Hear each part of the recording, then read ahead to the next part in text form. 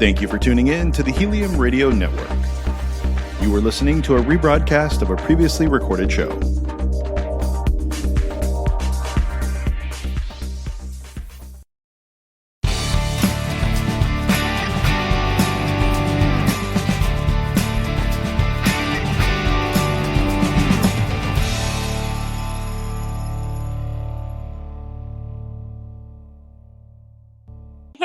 Welcome back to Sessions with Sarah on Helium Radio. Today we have the biggest inspiration, Jaclyn DiGregorio. Did I say that right? Yes. I probably said it right earlier, but welcome to the show. How are you? I'm good. How are you? Thanks for having me here. She is a life coach. She's an author. There isn't anything she hasn't done. She's an entrepreneur. She's only 25 years old, and she's going to tell you about how to stop getting in your own way, which is the title of your book. Yeah, it's such an important message. I feel like so often we stand in our own way, and that's what I did for many years until I realized that I was the only thing holding me back. And when I removed some of those limiting beliefs and bad habits, success kind of started flooding in, and it felt so easy, and I was making it so difficult before. So I'm really passionate about that message to just let it be easy. Let it come to you and stop holding yourself back. What was it that you were trying to achieve? I think I read you were 21 when you were starting to run a business. What was it you were trying to achieve that made you come to this breakthrough for everyone to know? Because I'm kind of curious too. Yeah. So I like talking about this because I think it's really interesting when you talk to people with really big goals. Sometimes it can feel intimidating. And so I like to share that when I first started my business, my first goal was just maybe it's possible for me to replace whatever income I could make at a job and work for myself and feel fulfilled. Like that was my first goal. It wasn't this big, audacious goal that was going to help millions of people. It was just about me and my fulfillment. And then it started to grow as I realized what was possible. So I remember then thinking maybe I could help my family. Maybe if I was financially successful, I could help my family get out of debt and help them, create a better life. And then after I kind of started to think bigger, then I thought, well, maybe I could also, help a lot of people. And there's so many people in the world who are struggling with the same things I struggle with. And so it just kept growing and growing and growing and growing. As I realized what was possible. And as I started to hit new levels of success, there's this concept called the ladder of believability, which I learned from Catherine Zinkina. And I really love that concept. It's basically like, imagine a ladder and each rung is another level of your belief. So you might not believe it's possible to, have $1 million business, but you might believe it's possible to make $50,000 in a business. And then you might believe it's possible to make 100,000 and then 300 and then 500. And you just keep climbing that ladder for any goals you have for your life. And so that's kind of what I did. So they started small and they just kept expanding bigger and bigger. And now my goals are to create massive wealth, because I believe that money is a beautiful tool that can be used to help a lot of people, to help millions of people through my books, my courses, my podcast, my coaching, and just really make an impact in the world, in my community, in, everywhere I go, spread positive energy. So it's definitely evolved over the years, but that's kind of where I'm at now. Oh, that's so cool.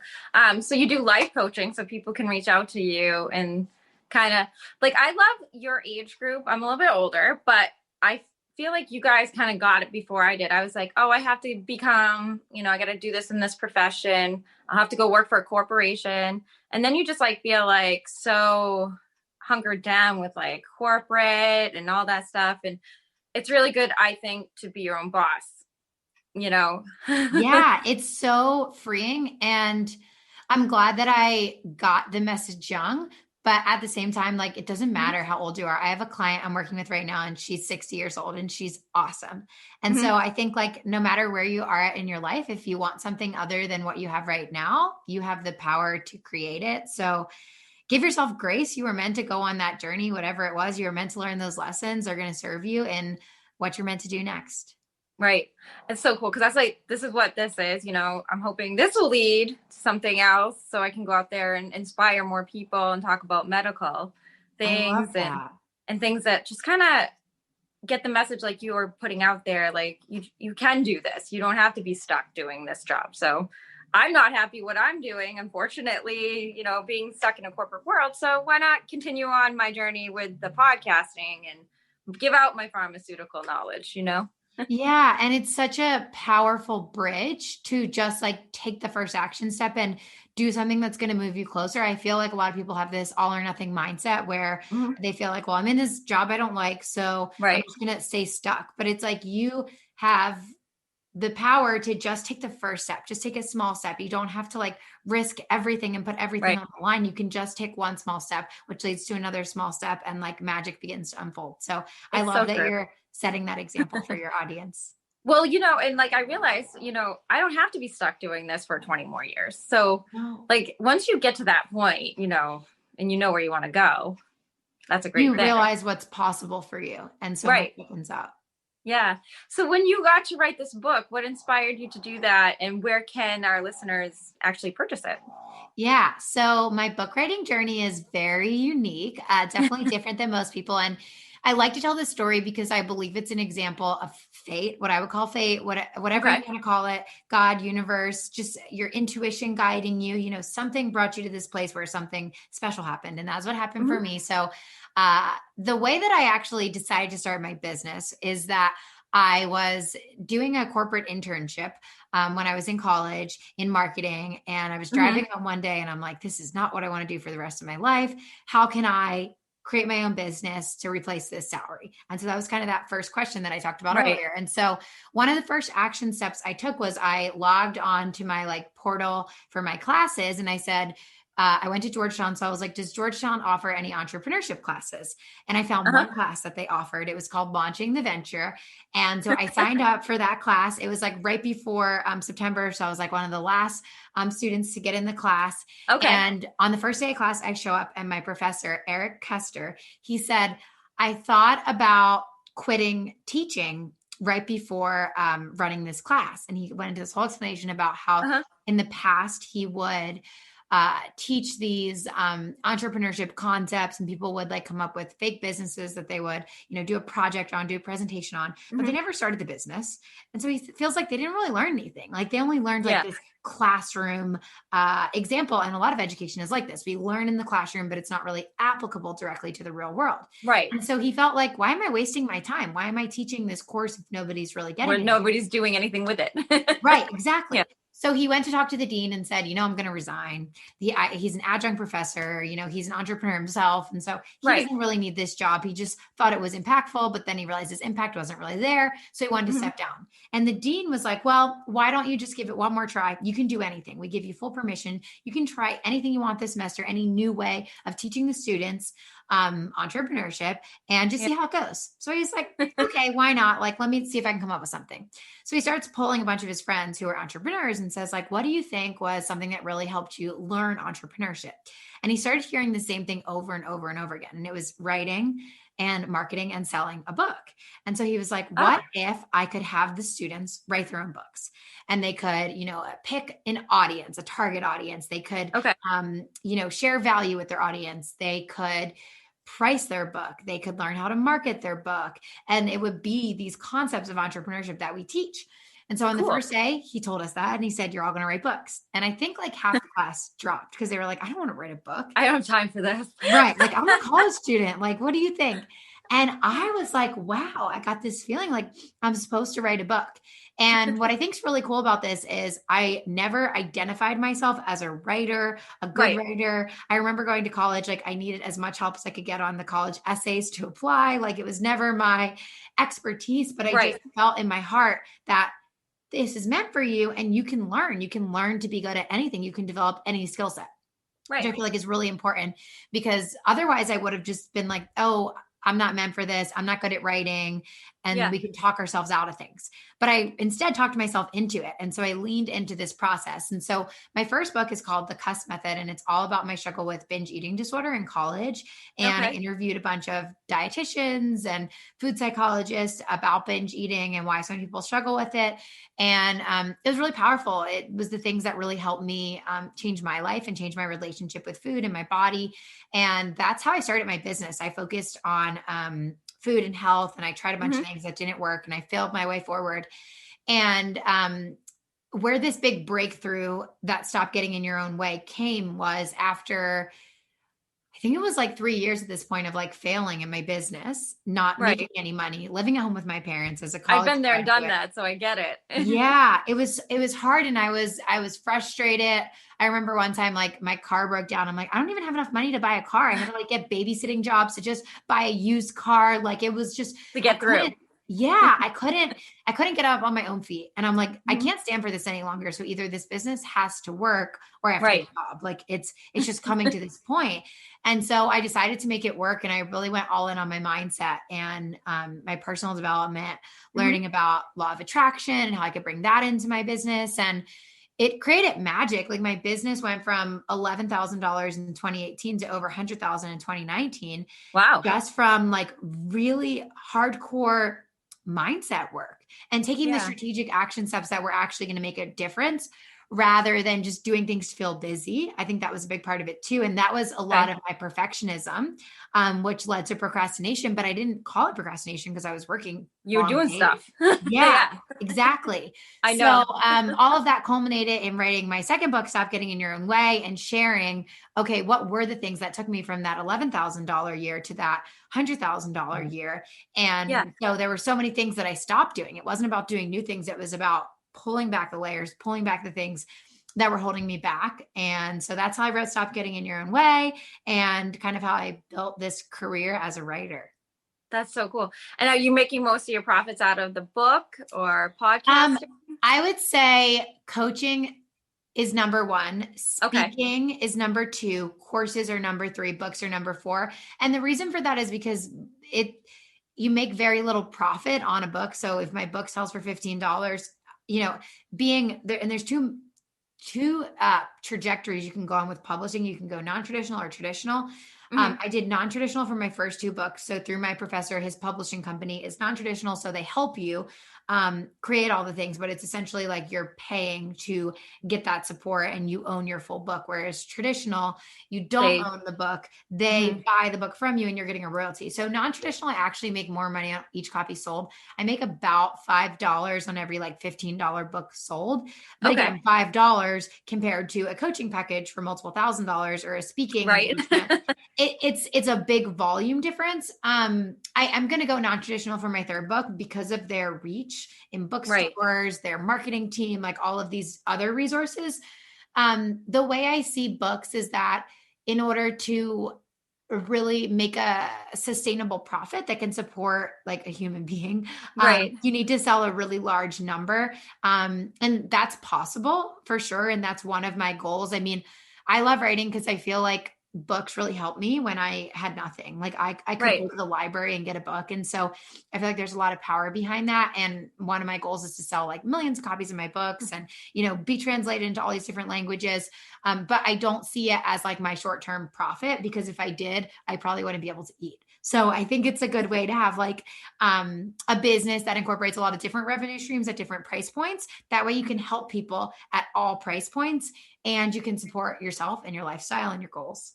Yeah, that's so cool though. You're doing it all and you're so young. So I think that this next book will be big because I see how you see your mindset going in that direction. So Yeah, that's thank really you. cool. Thank Yeah. you. I appreciate that. Yeah. And you help a lot of women start businesses and get going on that too. Is that part of the coaching? Yeah. So I call myself a life coach and instead of a business coach. And the reason I do that is because I really believe that our life is not in boxes. And I actually like tried being a business coach. I called myself that for a little while. But what I would find is that on our calls, all of a sudden it wasn't just about our business, it was about her relationship and how like the perfectionism in her relationship stemmed into her business. And it's all related. Like the way we do one thing is the way we do everything. And so Right. majority of my clients are business owners or aspiring entrepreneurs. Not all of them are. Some of them are just trying to figure out their career. Like they know they don't want this. They don't know what they want. Right. But we end up working through so many areas of life, especially relationships, health, Hmm. um, just like your vision for your life, your personal routine, your self-care, all of those things really come together. So Yeah. I do help a lot of women start businesses. It's really fun. But I take a holistic approach to it. Okay. Yeah, that's cool. And I also saw that you did a TED Talk. Was that last year? Yeah. In 2020 during the pandemic. I what know. an Normally you interesting would have been time. down there. Yeah. So it was interesting for sure. It was supposed to be in March, and we found Yeah. out like 2 weeks before that they were postponing That's it when everything to. went to stalling. Right, Yep. exactly. Mhm. So we found out like 2 weeks before that they were postponing it to August. And then in maybe late July, they're like, the August thing's going to be virtual. And at first I was so nervous because I'm like, oh no, it's going to be virtual. It's not going to be the same. Right. What's it going to be like? Am I just going to be Right. sitting at my computer? But they did a fantastic job. They took us all to a recording studio in Okay. Philly, which was the TED Talk was supposed to be in the Philly suburbs. Mhm. So, they took it to like the best place they could find to record it. It was super professionally done. And we did like a live conference. So Mhm. the videos were shown on YouTube Premiere. So there were like, I think 500 people or so like attending live. So it was Oh, cool. actually just as big probably as the real event would have been, maybe even bigger because more people were reached. And then, of Right. course, our videos were shared afterwards. So it ended up being a really awesome experience. Mhm. And I got more time to prep for it. So that was my one Exactly. bright side of the pandemic for the TED I Talk. mean, we're doing the best we can, right? With what we Yeah. got. Yeah. Yeah. What would be your number one advice to anybody out there going forward that wants to start a business in 2021, but we're still at home. So what would be like the best piece of advice you could give the listeners? Yeah. Start immediately, start today, because so much of your journey is failing. And failing is a good thing. It helps you so much. Yeah. All of my failures taught me the most valuable lessons. I would never be able to do what I do today if I didn't have those failures. Right. And a lot of my failures also guided me to the work I'm doing now. Like when I Mhm. started, I tried to make a product, I tried to make an app, and none of those things worked out. Uh-huh. But I realize now that I wasn't meant to do those things. I was meant Right. to speak and coach and teach, and all these things I do now. They really use my skill sets and my zone of genius. So you just have to get started and know that you're going to fail. Be okay with failure. Stop putting so much pressure on yourself Mhm. and don't give up. It's literally impossible to fail, really fail, unless Yeah. you quit. Like if you set the intention that I'm going to have a successful business, it might take different variations. You might have to make changes as you go and adapt and Mhm. pivot. But at the end of the day, it's going to be successful because you decide it's going to be. And that's on you. Like you are responsible for your thoughts, your words, and your actions. And those Mhm. things create your success. So just go for it. Start today. Start small. Start with one step today. What are you going to do today? And my second piece of advice with starting would be don't hide. I find a lot of entrepreneurs tell me they started their business a year ago, but they've never sold anything. Like, oh, what are you selling? I'm not selling anything. Oh, well, then Nothing. you're not a business, right? Businesses make money. Having a website doesn't mean you have a business. Having Right. business cards doesn't mean you have a business. Having an Instagram account doesn't mean you have a business. So, find a way to monetize your business and start actually taking action on that. The sooner you can bring in revenue, the sooner you can start to, outsource things that you're not very good at or that you Like need help editing for on. me. Exactly. Exactly. It Yep. really helps. So just start and don't play small. Yeah, I love that. That's so true. I love hearing your journey because, as I said, I'm a little bit older than you, but I did the app thing, 8, 10 years ago. It was a health and wellness app. It was called the SAC app, Sexual Activity Calendar. And it was like to track how to who you were sleeping with plus your health, kind of before even Apple picked up on stuff like that. I was like, oh, this is going to be a huge, huge hit. No, it was way before its time. It was just when the Kardashians were coming. You know what I mean? But that's okay. It led to the TV show, which I did in Nashville for 5 years. And then the pandemic happened. So then that led me to start a podcast with one of my friends who on the pitch 617. And now here we are on Helium Radio. So you can't just give up. Like if I just went and crawled in the corner, I'd be stuck at this business doing something I don't like for the next 20 years. You know what I mean? So Right. It's great advice. Thank you. And I love that you were willing to adapt. Like, okay, this isn't working. I'm going to try this. And then, okay, the pandemic changed everything. I'm going to try this. Because if you're not willing to do that, you're not going to survive. Because the thing that 2020 taught us all is what we are in control of and what we're not in control of. Mhm. And we're not in control of anything outside of ourselves. We're not in control of what happens in the world. We're not in Right. control of anyone else, really. Like you're not in control of, your friend, your significant other, your kids, like you're not, but you Right. are in control of you, your thoughts, your words, your actions. So when you remind yourself of that, you know that things like 2020 can happen in the world. There can be economic downturns. There can be all kinds of things we can't even predict. I mean, who would have predicted a pandemic, right? But Never. the powerful thing is that you can bet on you. And that's why I love entrepreneurship. You're betting on yourself. Some people say entrepreneurship is risky, but for me, it's like, I think what's more risky is leaving my own fate in someone else. What's the least risk is betting on myself because I know I can figure it out. I know I'm capable and I know I'm willing. And that to me is so empowering. Yeah, it's so cool. Yeah. And thank you so much for spending some time with us today. It's been awesome. Yeah, you're so welcome. I've really enjoyed it. And everybody needs to check out her podcast, Spark Your Light. Yeah. Like the little lights behind you. Yeah. And that's on Monday. We release those every Monday. Yes. Okay. Guys, you got to listen to that because I could listen to you talk, Jaclyn, all day. Oh, so cool. It's such an honor. Thank you so much for having me. And make sure to go buy her book. And is that on your website? Yeah, on my website, we'll just take you right to Amazon. So you can just go to Amazon. It's called Stop Getting in Your Own Way. All right, guys. Make sure you read that. I'm going to be reading it. I need a copy. All right. We'll talk to you soon. Have a good beginning to the new year. And I can't wait to see what else comes for you and everything else. Thanks for stopping by today.